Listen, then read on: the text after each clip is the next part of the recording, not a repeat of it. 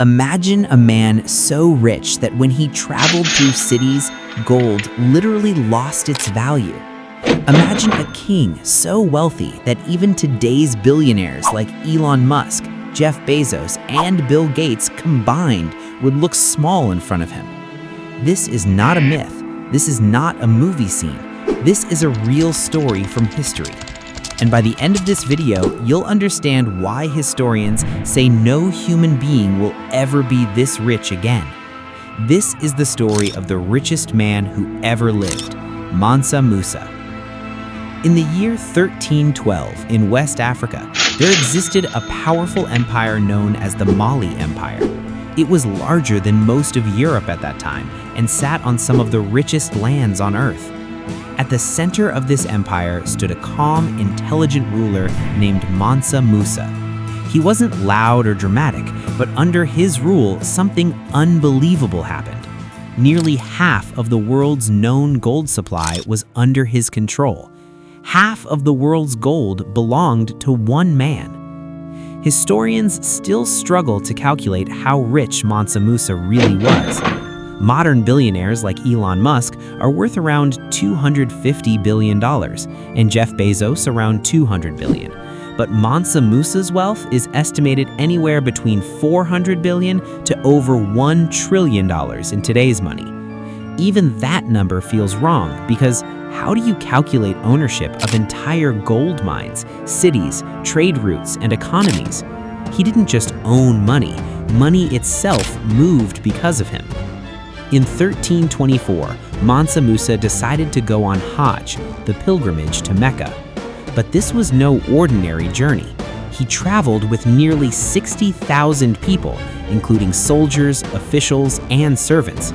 Along with them were around 12,000 slaves, all dressed in fine silk. He brought 80 camels, each carrying hundreds of kilograms of pure gold. As he passed through cities like Cairo,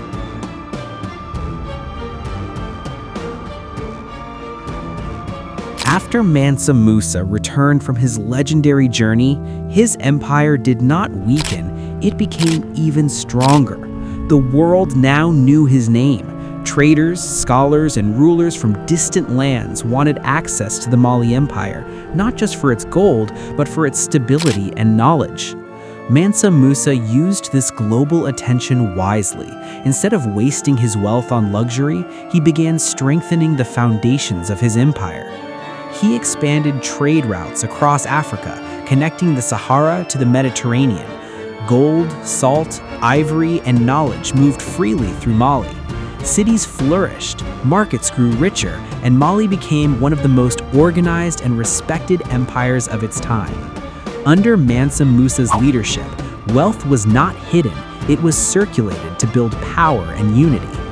One of his greatest achievements was turning Timbuktu into a world capital of learning.